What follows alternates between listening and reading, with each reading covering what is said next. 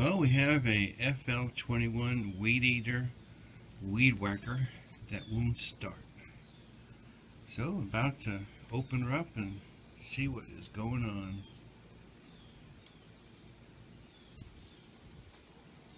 Well, nothing that looks obvious when you open up the side of the weed whacker. So it probably is going to be related to the carburetor. So I have to take that off. Check the piston rod by pulling the,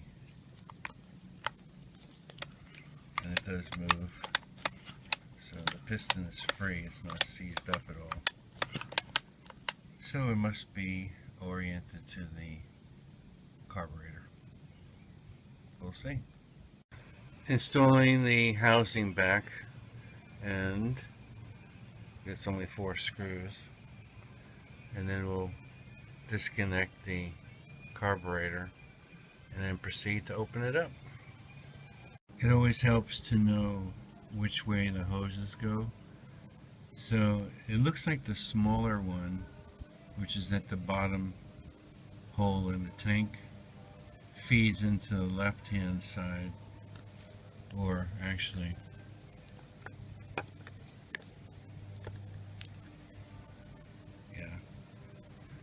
it's the left hand side, and the bigger one is at the top of the tank, goes into the right hand side. Getting ready to take it apart. First will be the 2 screws holding the gas plunger on the top, and then we'll take off the 4 screws on the bottom, and what we're looking for is dirt and any kind of restriction of the gas flow.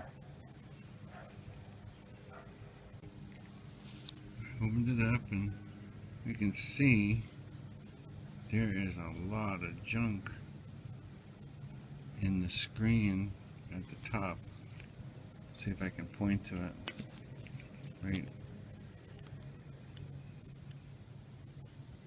Right there. I have a feeling just by cleaning this up it'll start up. It's very helpful to have a pan with a clean napkin or paper towel so that you can rest the parts in while you're getting ready to clean it, and then afterwards when you let it dry. That's the next step. See if I can get a little better view of that. It looks like a fibrous material on top of the screen.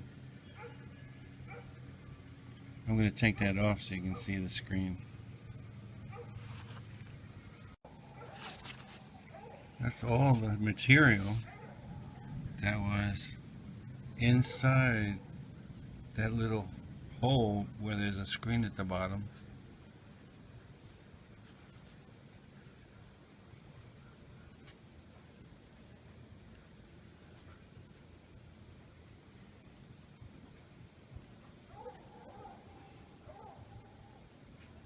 Kind of hard to get a picture of it.